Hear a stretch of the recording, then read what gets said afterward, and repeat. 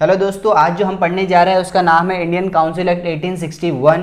इससे पहले हमने 1858 पढ़ा था, the government of India act 1858, जिसमें हमने देखा था कि अंग्रेज़ ये समझ चुके थे कि अब हमें ऐसा कोई काम नहीं करना है जिसकी वजह से रेबेलियंस ऑफ इंडिया हमारे खिलाफ में वापस से धावा बोल दे। तो उन्होंने अच्छे अच्छे काम करना शुरू कर दिए थे। तो उन्होंने सबसे पहले क्या किया कि लेजिस्लेटिव काउंसिल में इंडियंस को नॉमिनेट करना वाइसरॉय ने शुरू कर दिया। कि इसका मतलब ये हुआ कि लॉ मेकिंग पावर इंडियंस को देनी शुरू कर दी कि वो अब लॉ बना सकते हैं। लेकिन जो लॉ मेकिंग की पावर दी गई थी वाइसरॉय की तरफ से, नॉमिनेट किया जाता था जिसको, वो कुछ हाई किस्म के लोग रहते थे, यानी राजा महाराजा किस्म के लोग रहते थे।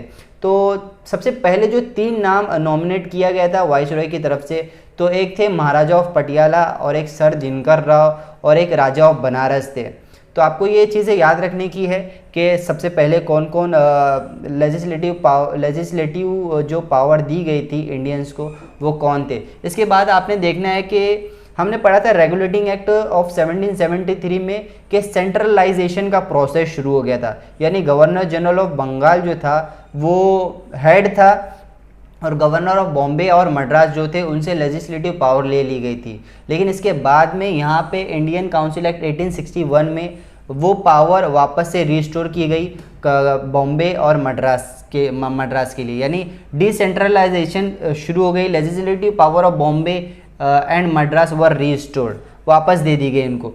थर्ड चीज़ यहाँ पे ये होती है कि एडिशनल न्यू लेजिस्लेटिव काउंसिल बनाई गई थी। कहाँ कहाँ बनाई गई थी? एक तो बंगाल में बनाई गई थी 1862 में, एक NWFP में बनाई गई। NWFP क्या है? नॉर्थ वेस्ट फ्रंटियर प्रोविंस, जो कि अभी करंटली अफगानिस्तान में, ये 1866 में बनाई गई थी। और एक जो लेजिस्लेटिव काउंसिल बनाई गई थी न्यू, वो थी पंजाब में 1897 में। अच्छा, चौथा चीज़ आपने यहाँ ये याद रखनी है कि portfolio system were also arrange. अच्छा, पोर्टफोलियो सिस्टम क्या है?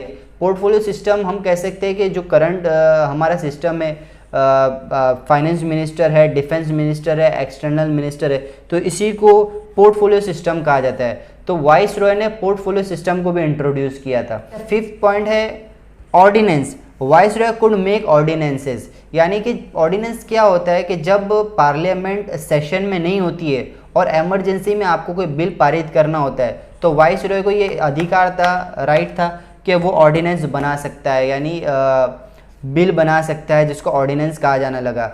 When the parliament is not in session, so viceroy could make a bill which is called ordinance. अच्छा दोस्तों, आपको क्या क्या चीज़ें इंडियन काउंसिल एक्ट 1861 में याद रखनी है? आपको याद रखना है कि लेजिस्लेटिव काउंसिल में इंडियंस को नॉमिनेट करना शुरू कर दिया गया था। इसके बाद डिसेंट्रलाइजेशन का प्रोसेस वापस से शुरू हुआ। इसके बाद एडिशनल न्यू लेजिस्लेटिव काउंसिल बनाई गई थी। कहाँ पे? बंगाल में, NWFP में, और पंजाब में बनाई गई थी।